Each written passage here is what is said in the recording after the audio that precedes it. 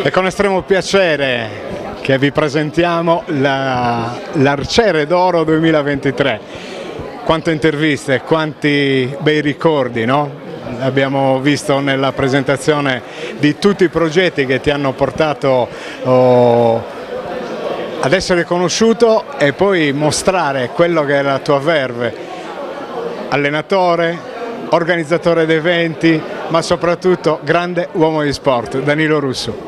Sì, diciamo che ci si rende conto di quello che si fa quando devi preparare una presentazione e riparti a ritroso con tutte le iniziative che abbiamo portato avanti e devo essere sincero, sono veramente tante. È un premio che mi onora e che mi stimola ulteriormente a portare avanti una serie di iniziative con maggiore attenzione e maggiore professionalità, dando allo sport il rispetto che si merita.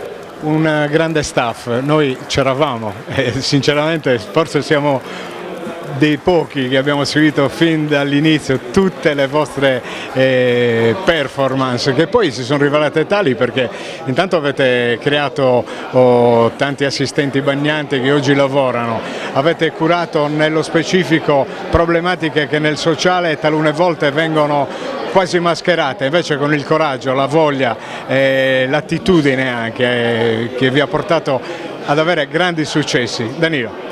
Assolutamente sì, se penso ai primi eventi fatti con tantissime difficoltà agli eventi che facciamo oggi, dove troviamo atleti olimpici, atleti paralimpici, appassionati, volontari, tutti uniti in un'unica direzione che è quella di far riuscire l'evento nel miglior modo possibile, ma non solo dal punto di vista agonistico, ma dal punto di vista inclusivo, e questo per noi è il risultato più grande.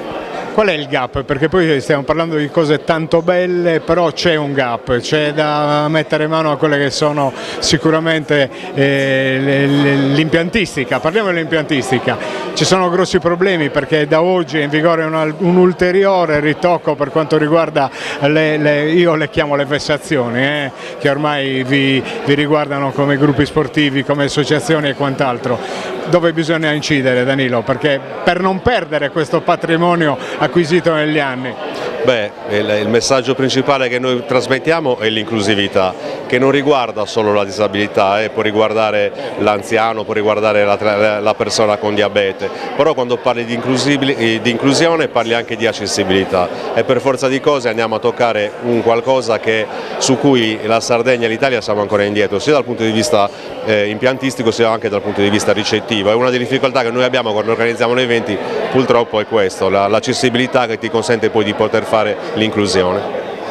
Danilo, complimenti, naturalmente ci vediamo al prossimo progetto, per noi ci siamo sempre. Sì. Bocca al lupo.